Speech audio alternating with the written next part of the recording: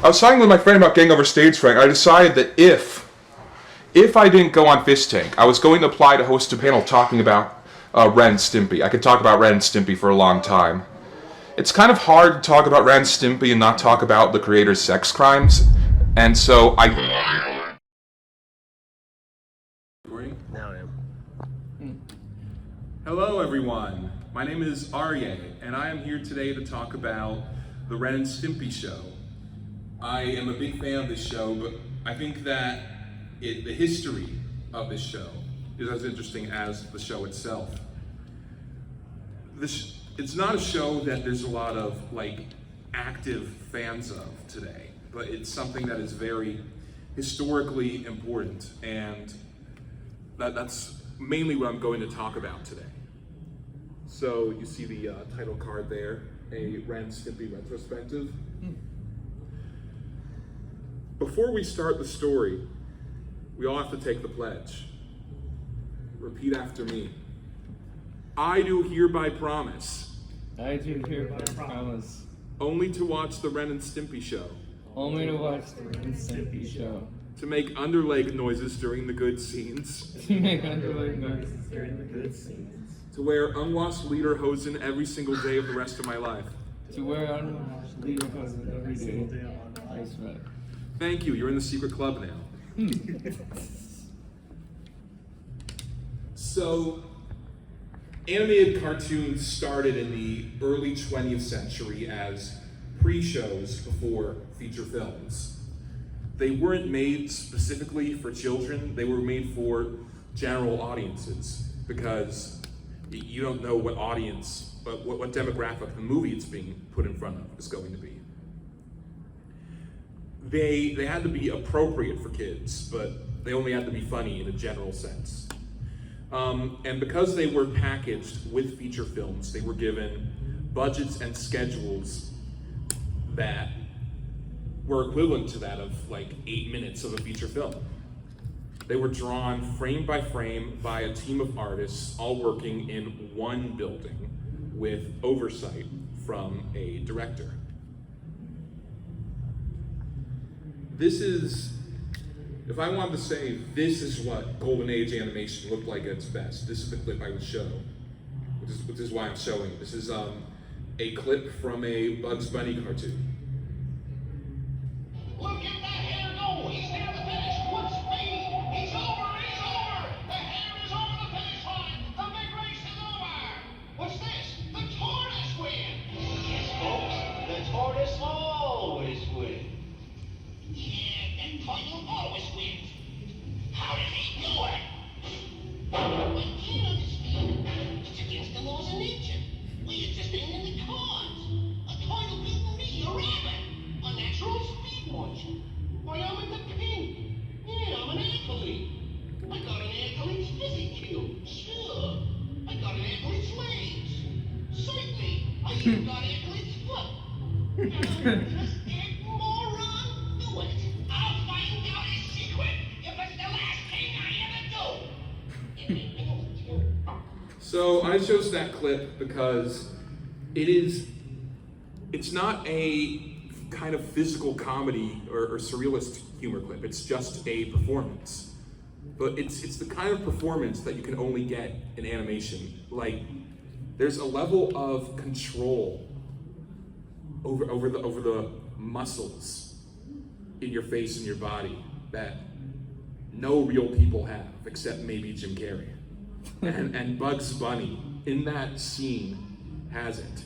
And that's something that not only can only be done in cartoons, can only be done in a very specific setting with a bunch of artists all talking to each other, all working together, and not in an assembly line.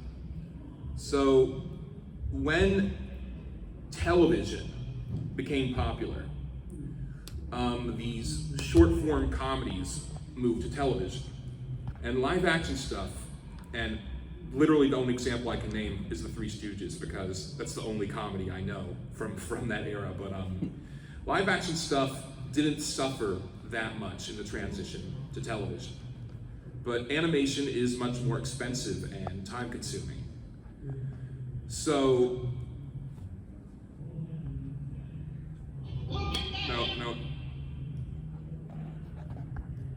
So the number of drawings in a cartoon had to be decreased so that cartoons could be made faster.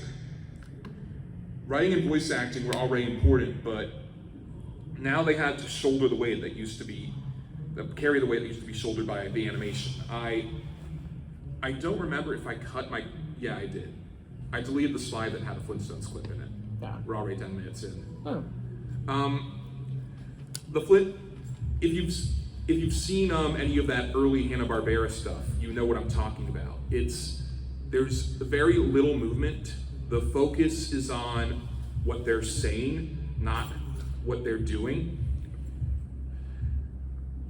And over the next 20 years, so animation fans call that theatrical period I was talking about, they call it the golden age of animation, the golden age of American animation.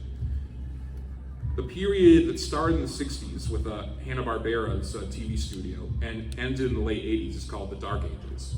That stuff produced at the very beginning of the 60s, the Flintstones, Yogi Bear, was about as good as animation got during that period. Things only got worse and worse. At Hanna-Barbera, things were still all made in one studio under a director.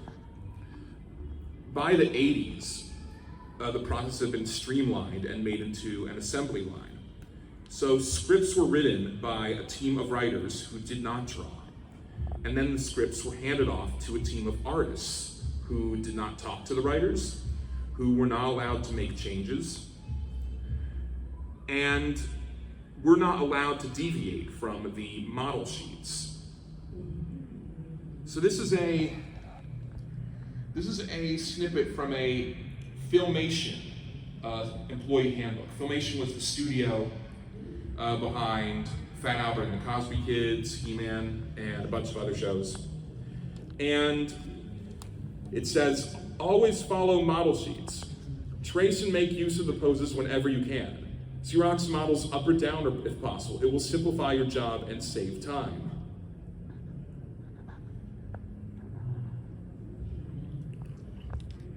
So the storyboard and layout departments. So the storyboard is, it's like the cartoon, it's essentially the cartoon in comic book form. It's each shot drawn as a panel. The layout is the keyframe. It's the final version of the keyframe drawn out before it goes to inking and coloring.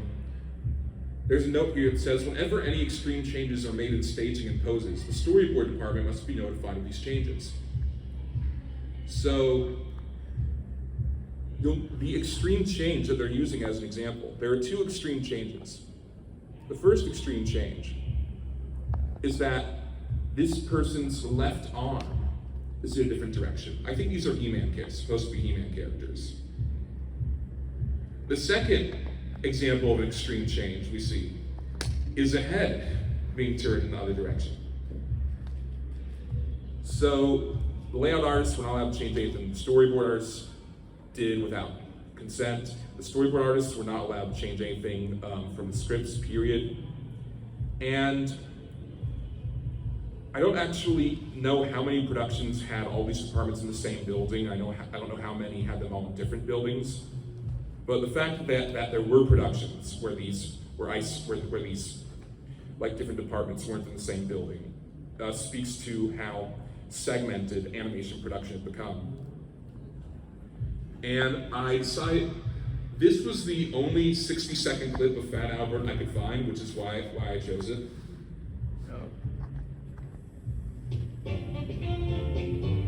Well, 60-second in good quality anyway. Walk loop, walk loop, walk loop. Latino, go home. That's not too cool. Maybe you'll like this better. Blacks go home. Then let me speak my piece. You represent a hate group. You evidently hate everybody and everything. Look, Tubby, run along before you get hurt.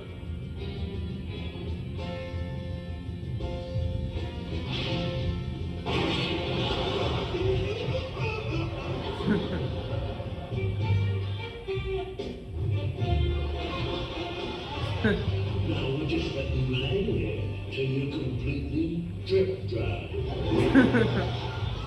Or is it dry drip? So the character designs look nice, and it cuts a lot between shots, but there's essentially no motion, and this isn't as big a detail to me personally, but it's something that's historically significant. The focus is on teaching kids a good message.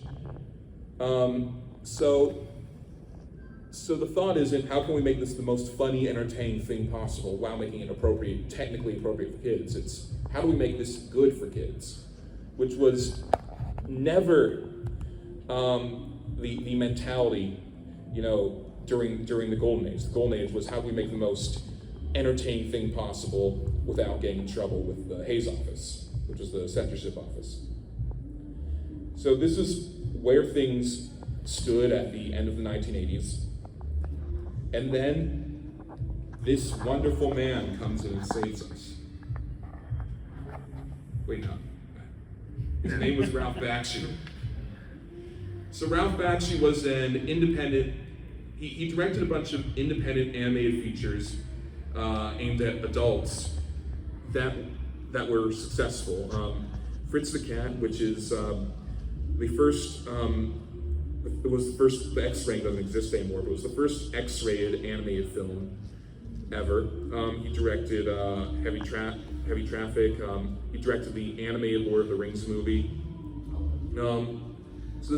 So about 20 years after he started his career in film, he wanted to do something in television, and he had enough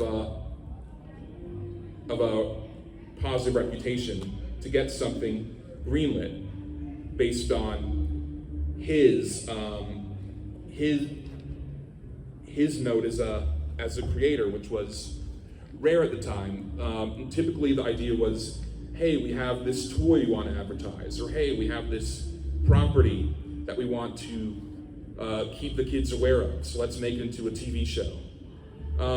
This was an artist approaching a network and saying, I want to make a show.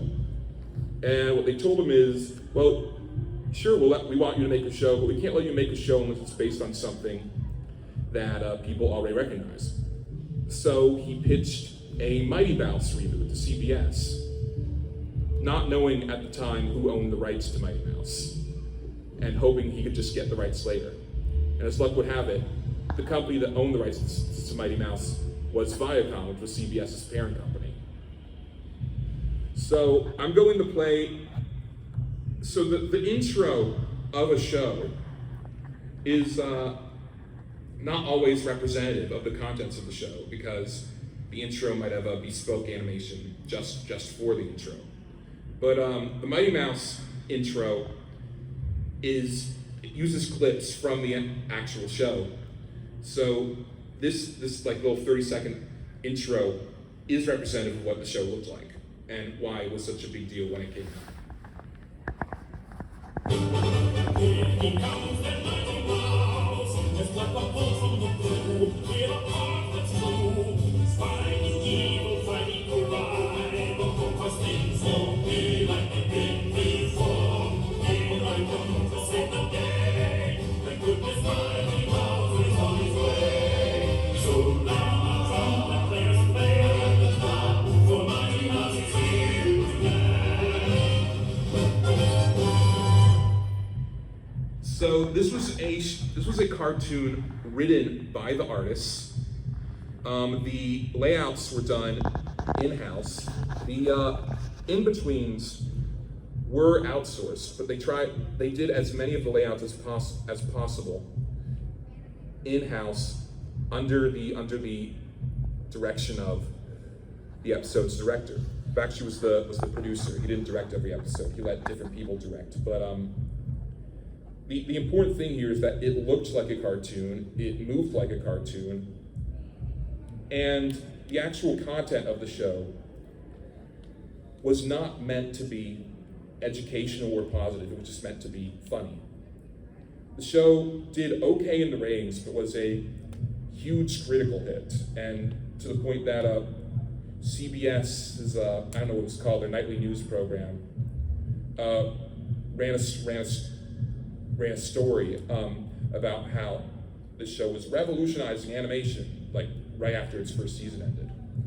The show lasted 2 seasons because a controversy took the show, made the show too problematic for CBS to want to buy another season. The controversy was over this clip. I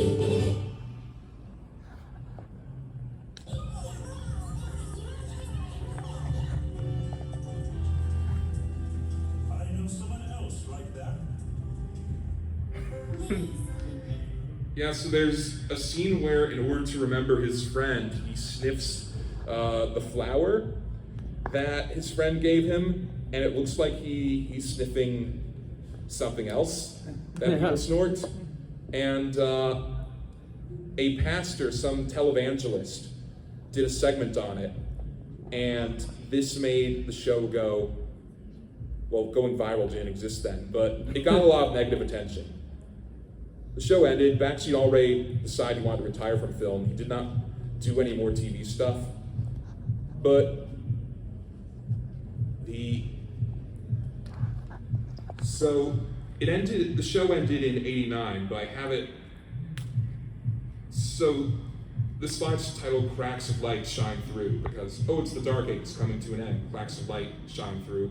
The 2 big things that happened in 1988 were the success of Who Framed Roger Rabbit and the premiere of The New Adventures of Mighty Mouse. Roger Rabbit was a big financial success, which made movie studios interested in animation again, and also made them see animation as something that could appeal to wide audiences and not just kids or like niche stoner types like the Bakshi films appeal to. I drew arrows here from Roger Rabbit and Mighty Mouse pointing to Tiny Toons because Tiny Toons exists because Spielberg produced Roger Rabbit, and after its success, he wanted to do more animated stuff, and he approached Warner Brothers about doing something. Mighty Mouse points to it because when Mighty Mouse abruptly ended, about half of the staff went to work on Tiny Toons, and the other half went to work on Ren and Stimpy. Here we go, I finally mentioned Ren and Stimpy. So what was Ren and Stimpy and how did it come into being? Well, half of the people working on Mighty Mouse were unemployed.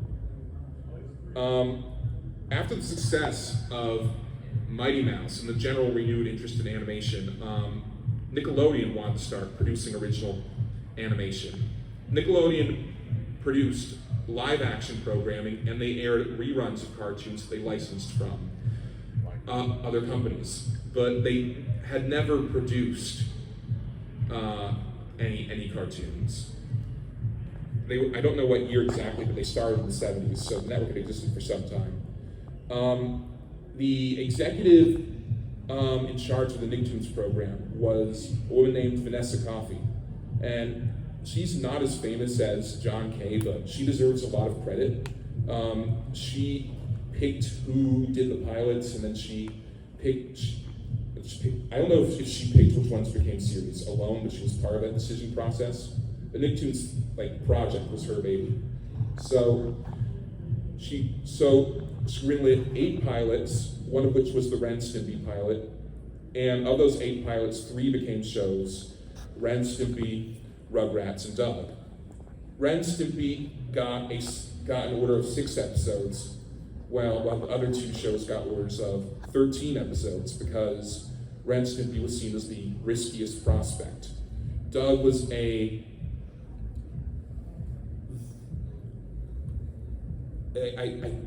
I guess I wouldn't say typical.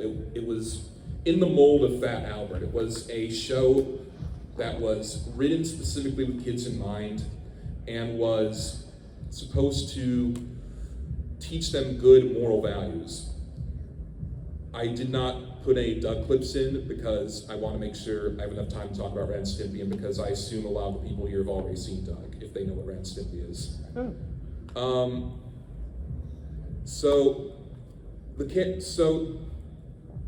Originally, John Kay pitched a show called Our Gang, which was an ensemble show with a bunch of different characters. Vanessa wasn't interested in any of the characters except Ren and Stimpy. And the idea for Ren and Stimpy as characters was that they were like this partner in crime team where Ren is the smart one, and he's also kind of a monster. And Stimpy is this big, dopey idiot who serves as the muscle without really understanding what's going on.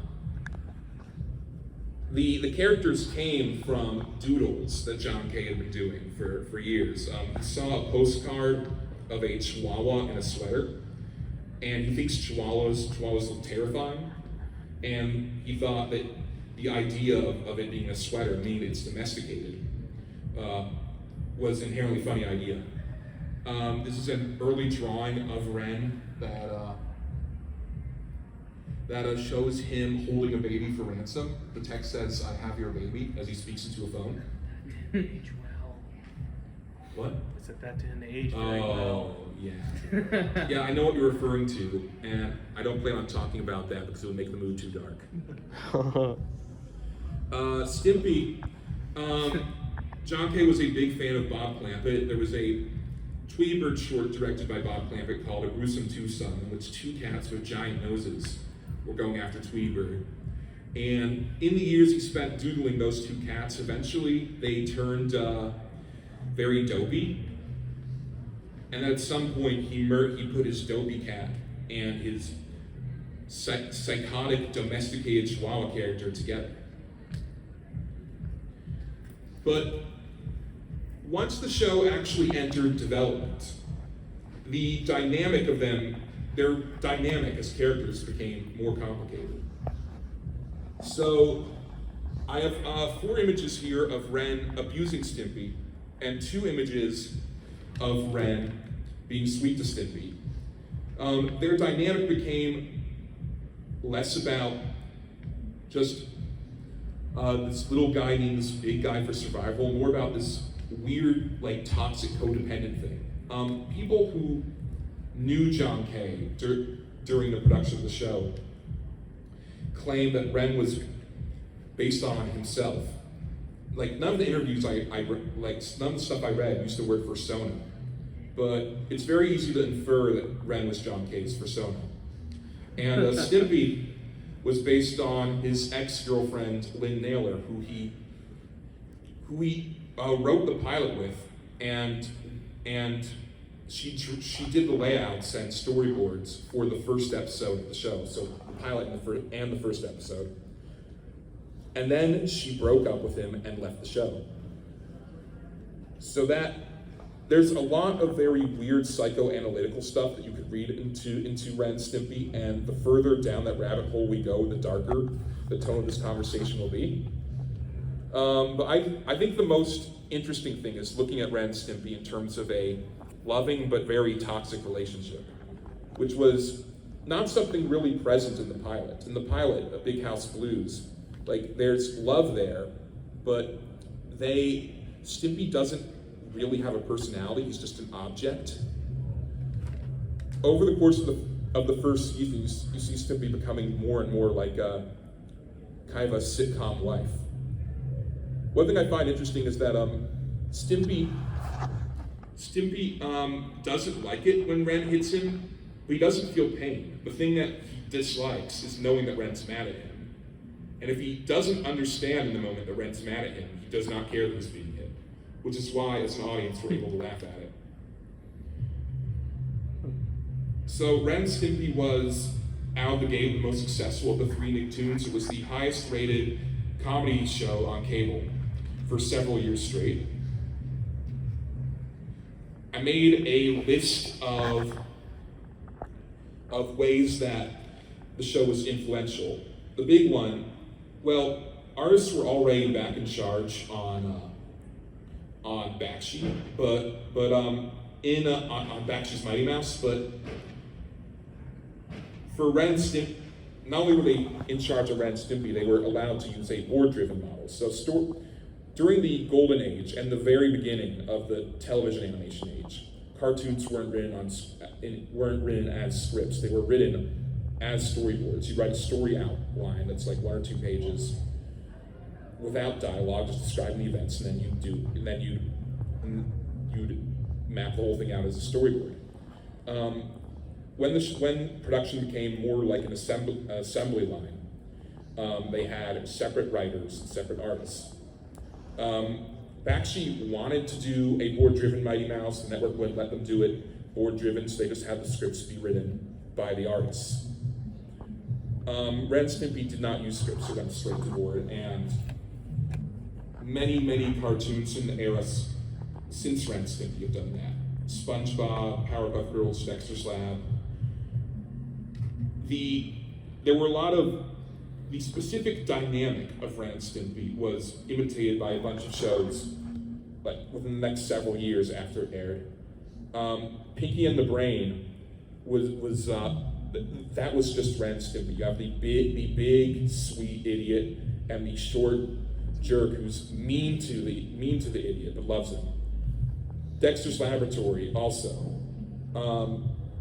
Getty doesn't talk John Kay up in interviews now for obvious reasons if you know who John Kay is, but like he was a big Ren and Stimpy fan in the early 90s.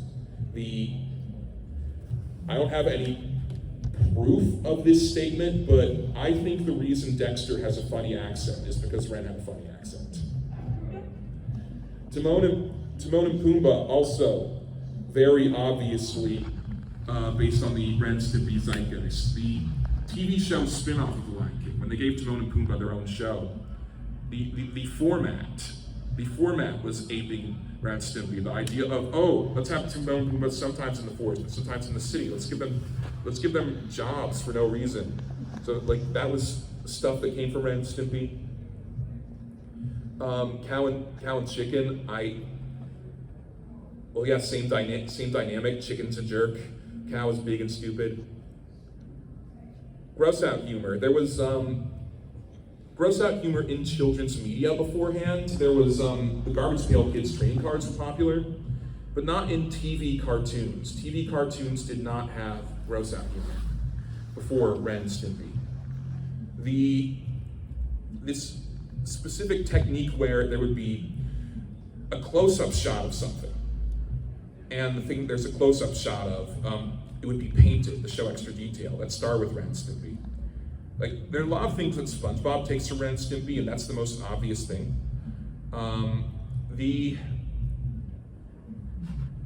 Cartoony and off-model drawings, the idea of, oh, we should have characters do original poses as they're acting. Like, Ren and Stimpy was not able to kill outsourcing in animation. What they did was they would save a couple episodes per season to be animated in North America. Stimpy's Suspension, which is generally considered to be the best episode of the show, was animated entirely in Canada and Los Angeles, which was unheard of at the time.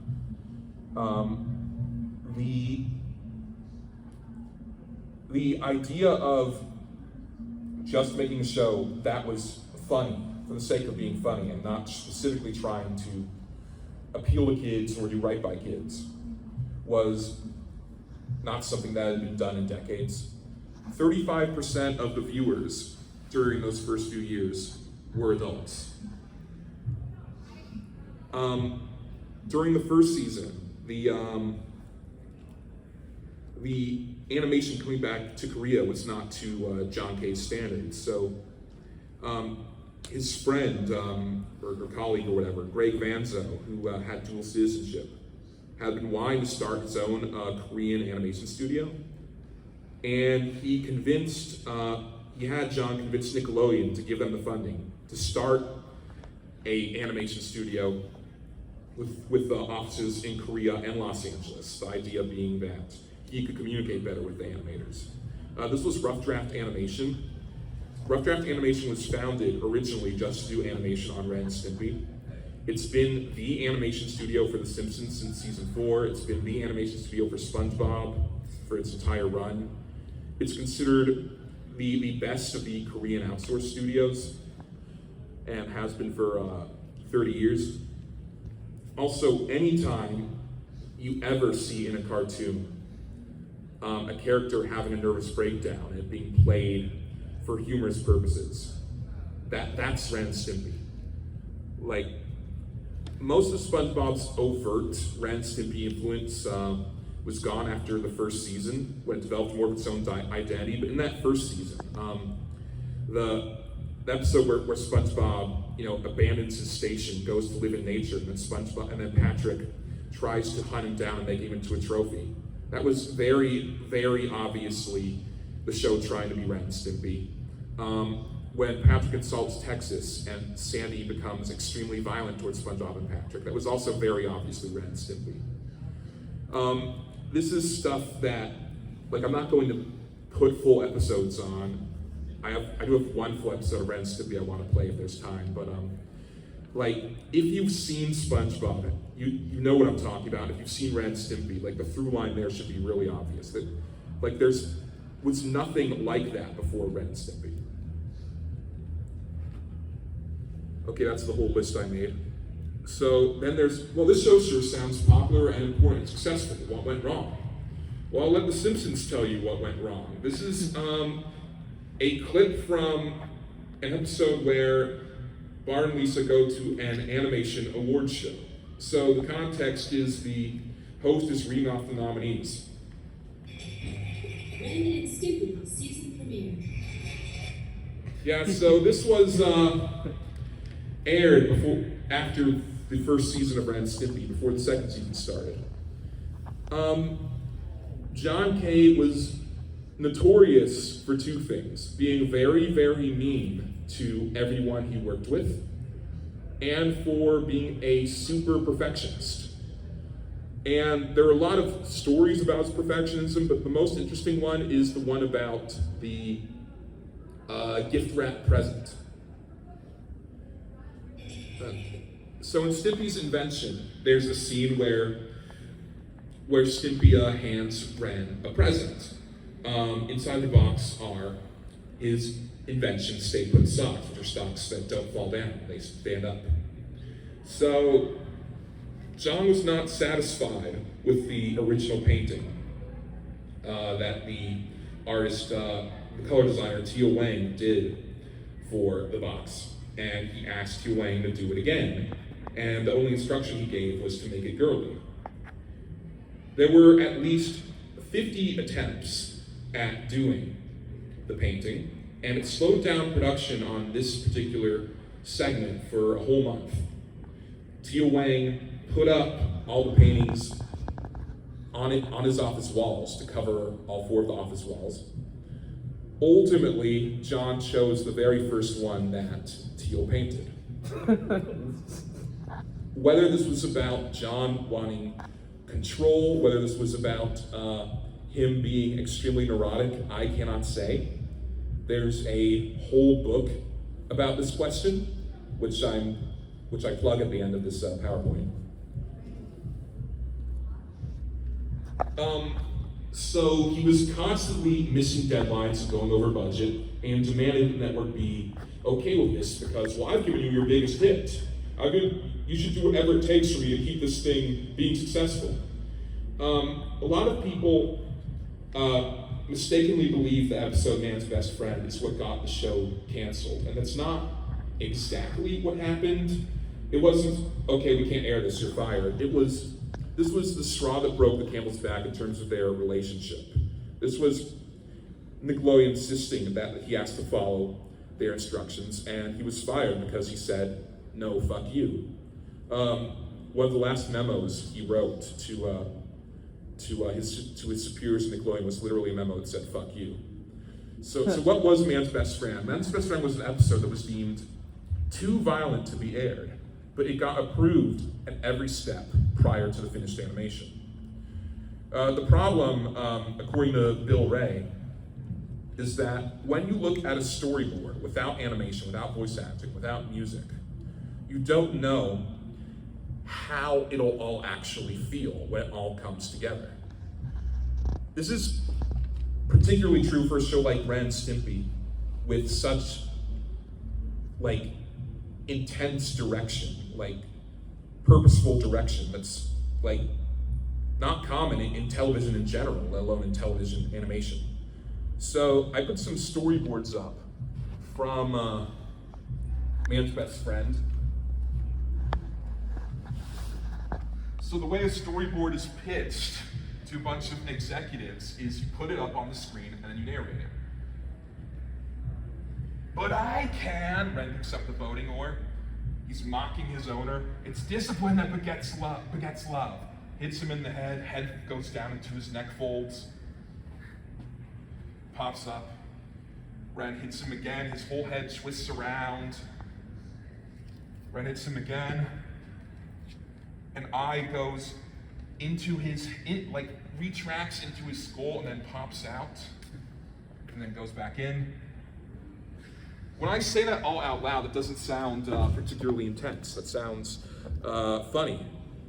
But then this is the version of the scene that was when the animation was done. But I can! Stop and give me 20! Oh, it's not playing right. But I can! Stop and give me 20!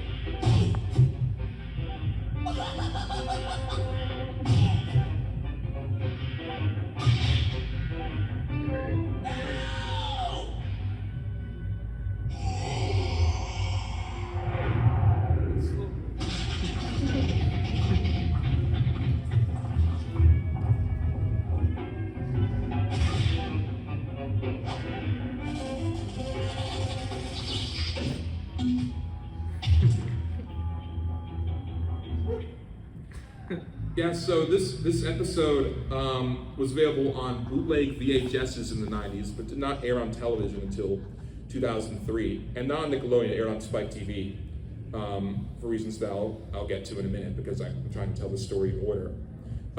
Nickelodeon tried to negotiate with John Kay. They thought, well, maybe you do some episodes a season, and we do some episodes at the season with our own team.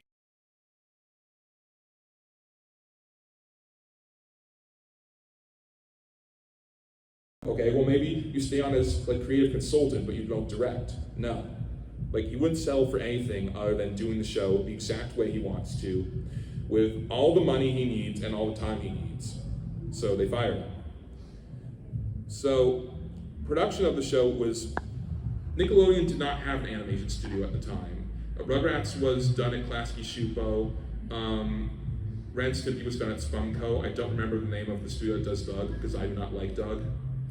But Nickelodeon had filed paperwork for a studio called Games, and the idea was that they were going to start a studio to film live-action game shows in. When they quickly needed a new studio to go to move production of Ren and Stimpy into, because they already had paperwork done for Games, they decided to make that the studio. The title cards for the early episodes of Hey Arnold and Rocco say Games Animation for that reason. Nickelodeon Animation Studios, like Rough Draft Korea, was started specifically because of Ren and Stimpy. Because when John Kay was fired, there were still several episodes of season 2 left unfinished that Games had to finish for him. John Kay said in an interview that this would be like giving your cartoons to the milkman to finish them.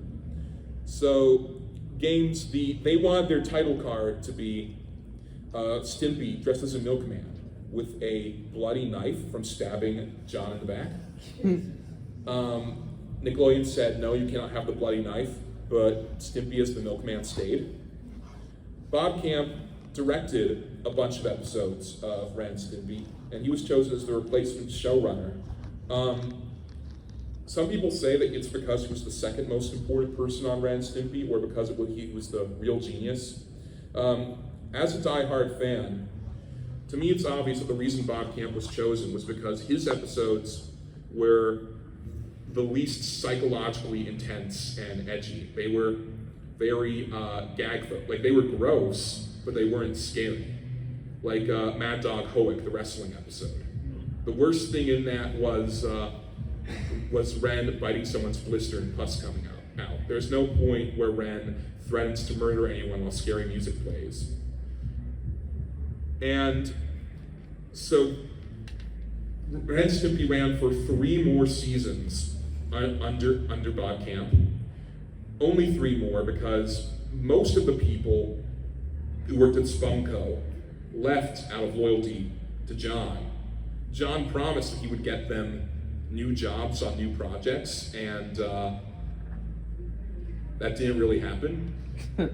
A lot of the people actually went over to work on The Adventures of Sonic the Hedgehog, not the Saturday morning show, the one that aired on weekdays. Saturday. Oh, What? No. Or the cartoon. Yes, that a lot of ex-Ren and Stimpy people went over to that. That makes sense.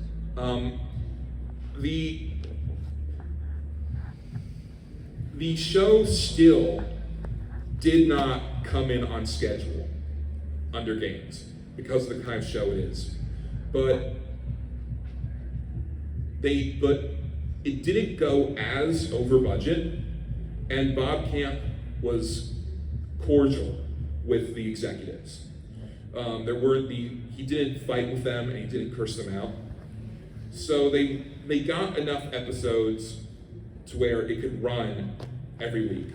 So they got to 52 half hours. That's at least 1 half hour per week per year. The show ran in reruns on Nickelodeon until 2002, when something happened that made them decide to take the show off the network. What happened? Well, Spike TV was trying to launch an adult animation block. And they thought, hey, that one show where there were all sorts of problems with like conflict, what if we brought that back and gave the guy complete creative freedom? So in 2003, Ren and Stimpy reruns started airing on Spike TV, and alongside the new series Ren and Stimpy Adult Party Cartoon. The original plan was for 6 half hours and a made-for-TV movie to start with. The made-for-TV movie didn't happen. The 6 half hours ended up being 3 half hours and 3 episodes that went well over the 30-minute length. John kept asking for more money, more time, kept redoing things, kept making all the same mistakes that he made during the Nickelodeon run. But Spike TV believed, well, this is Ren and Stimpy, and we trust him. This time we know if we just give him what he needs, the show will be a big hit. And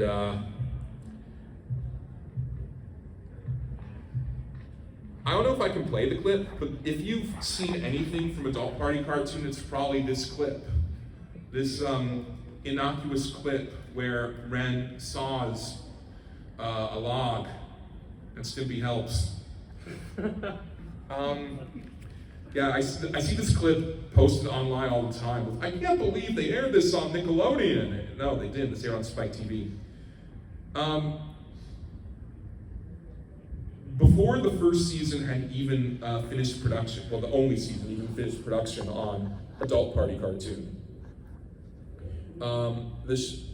the animation block on Spike TV had been taken off. Ren and Stimpy Adult Party Cartoon did better in the ratings than the other shows that were on the block, but none of the shows did particularly well. So half of the show was released straight to DVD, and the made-for-TV movie never happened because working with John was a nightmare. Like, the DVD, if I recall correctly, released 3 years after the original TV air date. So this was a 6-episode season stretched out over 3 years. John Kay put, when Spike stopped giving him money, he started taking out loans in order to make the animation as good as possible, loans which his company could not pay off. Spunko shut down right after the production of Adult Party Cartoon to avoid paying off his creditors. People say that John Kay went into retirement because of Me Too, but really he went into retirement right after Adult Party Cartoon. He never did anything with a studio again, he just did freelance stuff. So this is failed reboot number 1. Failed reboot number 2. Failed reboot number 2 happened in, well, officially it never happened. So after John Kay was exposed for crimes that, I don't know, like, should I say out loud what it was? Yeah, why not? Sexually abusing minors. Oh. Like, it's dark stuff, and I want this to be a celebration of Ren and Stimpy. But yeah, he did some very nasty stuff. After he got canceled beyond oh, we're running short on time? No, we're not short. We just had 15. Okay. Yeah. After like he was super duper canceled beyond canceled, what I assume happened is some executive at Nickelodeon thought, excellent, now we have an excuse to do the show again without him. So within a year of the BuzzFeed article in which his victims, well, not all of his victims, but the victims brave enough to come forward, were interviewed, Nickelodeon announced, well, Viacom announced they were doing another Ren and Stimpy reboot.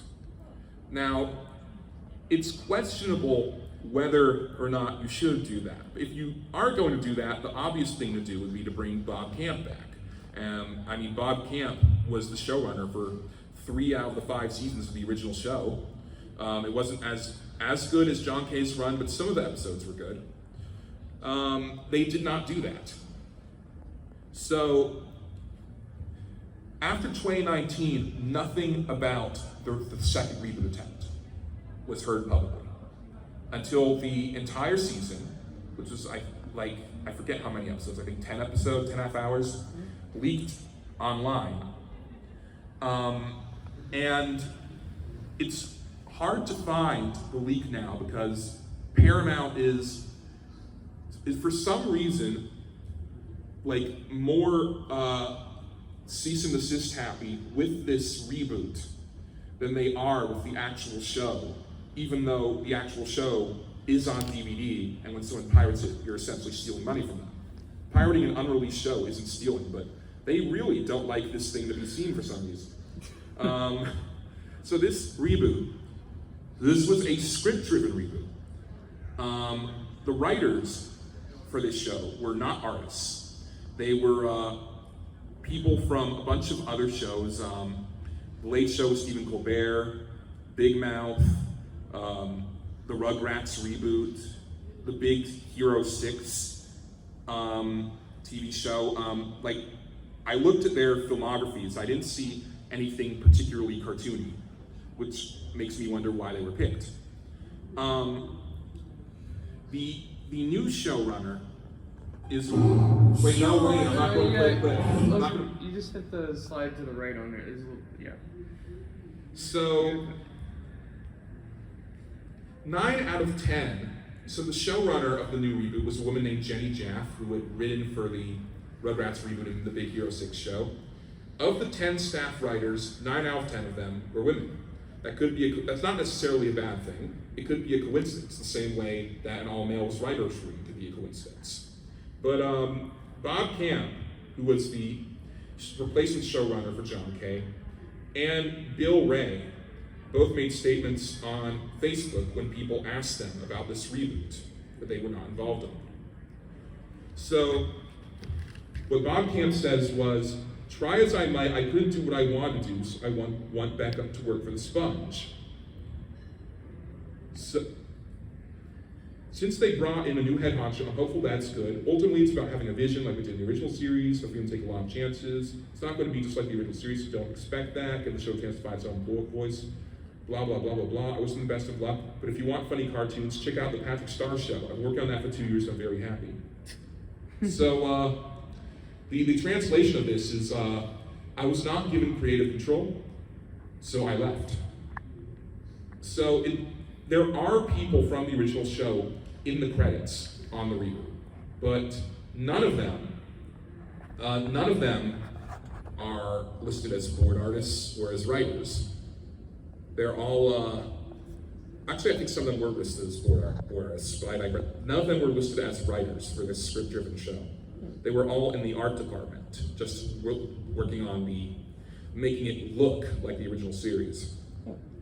They didn't contribute to the actual content of the show. Bill Ray, who was he was a background painter during the Spunko era, and after John Kay was fired, he went to work for games and he directed and boarded episodes.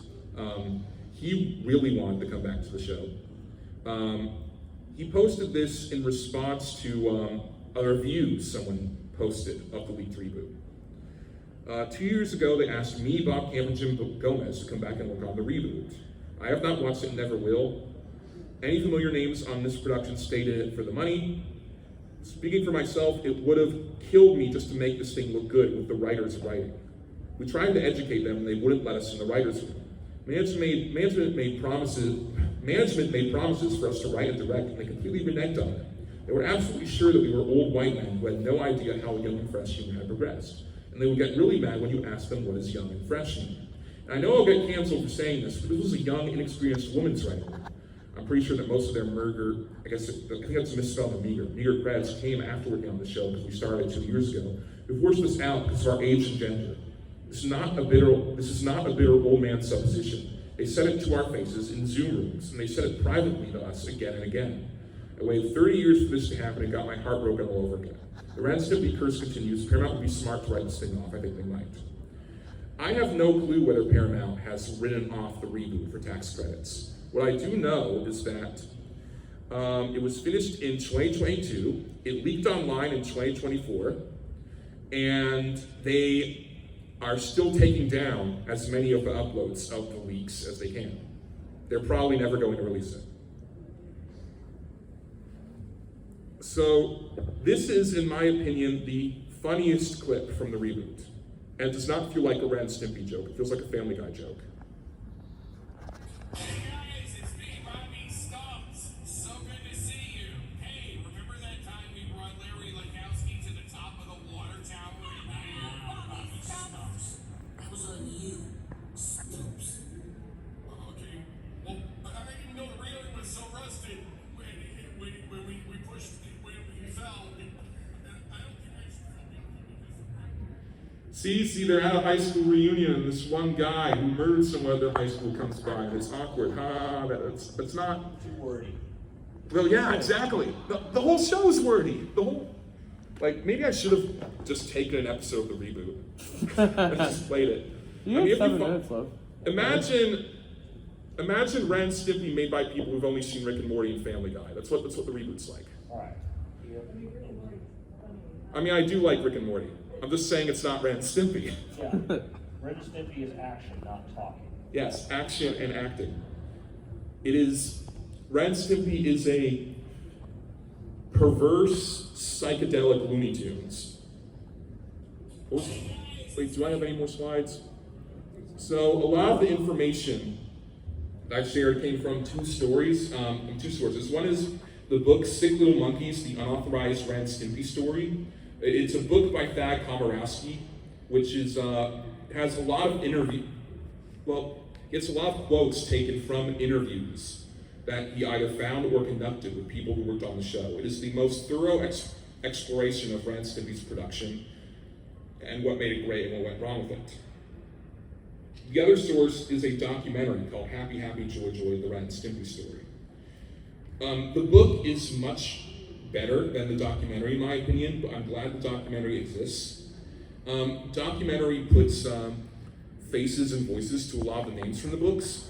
It also goes into John Kay's crimes and shows just how much of a monster he really is, in spite of the positive contributions that he made to the world. And that was added last minute in the documentary. Oh, right, yeah. They made the whole documentary without interviewing John Kay, just interviewing other people, because he refused to be interviewed. Then after the story came out, then he agreed to do it so he could give his side of the story of what happened. And they re-edited the whole thing to place him at the center. And it becomes much more like a horror story. Because his version of trying to make himself look positive is extremely pathetic, but also kind of. This is a lighthearted panel. This is a lighthearted panel. This lighthearted family. Yeah. Black comedy can be lighthearted. That is a little true. I was a diehard fan of Ren and Stimpy and fascinated with the man who was key to its existence. Before this news came out, the news coming out does not make me any less of a fan. It just adds kind of an unfortunate weight to talking about it. My opinion on Ren and Stimpy. I'm sorry, we have left. We got 5 minutes. What Ren and Stimpy was at its peak was it was some of the most talented cartoonists in the world working together to try to capture the neuroses and obsessions of this terrible, insane man on the screen. The reality is Ren and Stimpy could not exist without John Kay. This is not to say the other people don't matter, it's just that the production of the show was them constantly fine-tuning things to try to appeal to him and his ideas, which changed on a whim. He was a very controlling, micromanaging, perfectionist director. I think if everyone had stayed and just John Kay left, because of what they learned from him, the show would have lasted, would probably still be on the air today. That's my opinion as a fan. I think there are some episodes in the games run that are just as good as what was made under John Kay. But the worst episodes of the show also happened during the games run. It really needed to have that whole team back, and not just the few people who were willing to come back. And I know that you guys are fans too, so ask me questions. Let's do a question section. Would you consider Insomniac Rin to be one of the good games? Yes. Right. The one where Stimpy tries to help Rin get to sleep, and he reads him the horror story and feeds him the curdle, and gives him the curdled milk. That. Oh, I forgot to mention, Nickelodeon explicitly told Bob Camp that they wanted more gag stuff and less psychological stuff. I think that Insomniac Ren is right on the border of being like a psychological horror. Yeah. It doesn't go quite as far as Stimpy's Invention did. Yeah. And there's still some psychological horror episodes in the games era just because they were so short on acceptable cartoons that eventually they just started taking anything that like the artists were throwing at them that was appropriate. Oh. So some of the popularity for Ren and Stimpy, did it feed off all the backlash? Because I know when it first started, I was like a preteen, and I know it got tons of backlash.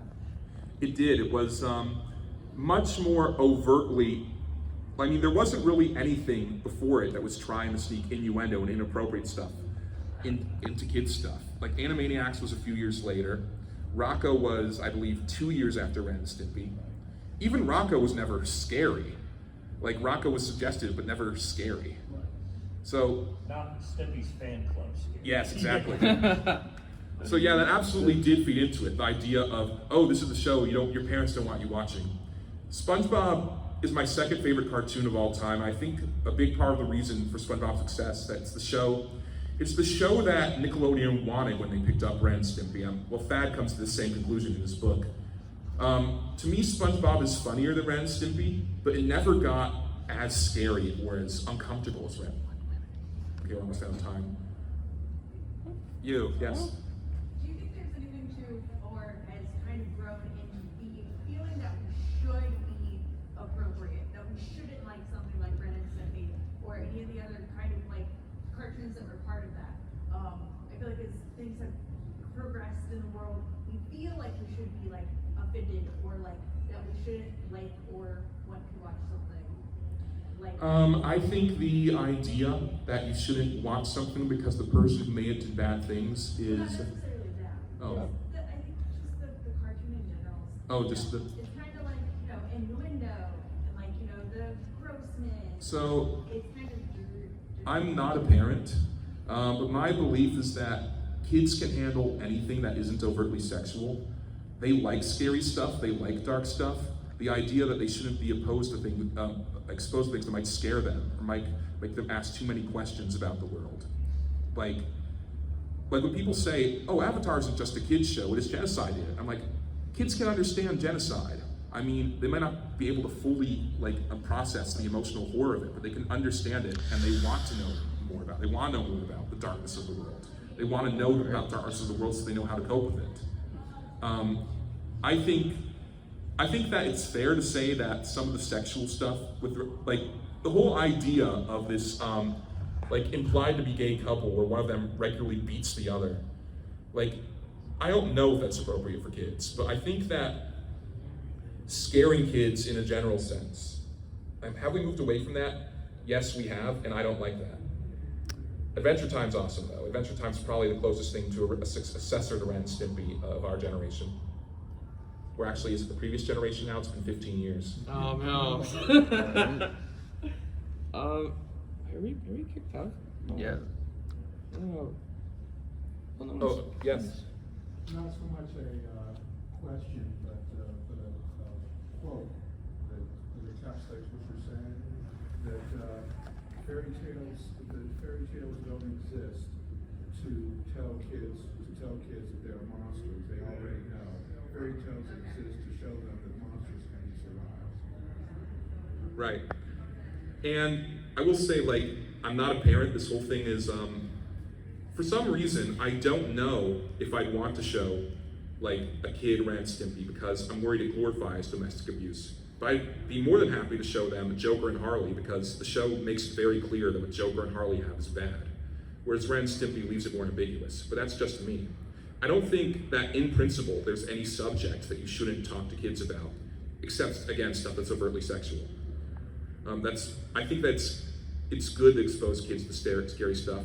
I think it's good that we have fairy tales where giants threaten and grind your bones to make their bread. Stuff like Little Red Riding Hood. I think that a lot of kids stuff is too sanitized. But that's just my opinion as a childless adult. Well, another guy who wants to say something. I don't know if it's really something. I don't know. It's kind of interesting. I teach, and we 2 months ago, we read of Mice and Men, and I showed the class how the Mice and Men went into cartoons. And How old are you? How old are your students? 16 and up. Oh, okay. And so I showed them the old Looney Tunes with the big model of all my friend George, and 2 of them said that they thought Ren and Stimpy meant Mice and Men. There's an interview where John Kay says that he was actively looking for something that didn't sound like Lenny from Of Mice and Men because every stupid character sounded like Lenny. And he liked Billy West's voice because Billy West didn't sound like Lenny. But you can still, it's so hard to make a, for lack of a better term, mentally handicapped character that doesn't feel like Lenny because of just how influential that book and the movie version were. Oh, yeah. But yeah, it's funny that you noticed that influence in Ren and Stimpy because John Kay was actively trying to resist it. I was just amazed that a 16-year-old knew Ren and Stimpy. They all should. Man. Everyone should know Ren and Stimpy, SpongeBob, Adventure Time, Homestar Runner, Aqua Teen Hunger Force. I have a list of all the best shows. That was great. Yes. Strong bad. Yeah. Oh, that's I think technically we're out of time, but no one's shown up yet. Yeah, I had the entire 11 minutes of Stimpy's invention downloaded in case there was time left afterwards. But I don't know if there is time. Or I don't know if I'll get in trouble for playing it. The helmet wasn't Stimpy's invention, was it? It was. Okay, I know exactly what that is. So Stimpy is an idiot, but for whatever reason, he's capable of creating these, at least for the purposes of that episode, these sci-fi contraptions. So he doesn't understand that free will is important to Ren, and he thinks he's helping Ren by putting on something that makes him happy. But it only creates the appearance of happiness. It doesn't make him happy on the inside. And like this is something that I feel like you really need there's a lot of like writer-driven cartoons I like. There's a lot of cartoons with bad animation that I like, but I think that you needed good animation to make this idea work, because when you draw Ren's painful smiles, you have to draw it in such a way that he's technically smiling, but you can tell that underneath he's in pain. Especially the Happy Joy segment, where it looks like he is actively trying to resist the helmet's influence. He's beating himself to death trying to get it off. Yeah. And the other thing is, you know that a lot of the lyrics from Happy Jojo were borrowed from a Burl Ives Western called The Big Country. Yes. All that, I'll teach your grandmother to suck eggs. Those are all direct quotes from a Western, and from a character Burl Ives plays in it. Wow. It's the movie is called The Big Country, but all the lines are come from his character. I have not seen The Big Country, but I knew that they were Burl Ives quotes. Oh, I knew, because Dad showed me years ago. Dad showed me that Western. It's like the little critters of nature. They don't know that they're ugly. Like this is everything from Stimpy's invention. It's on my list of things to watch eventually, but I don't even watch Western movies in general. Okay, people are showing up for the next panel. Thank you all for coming.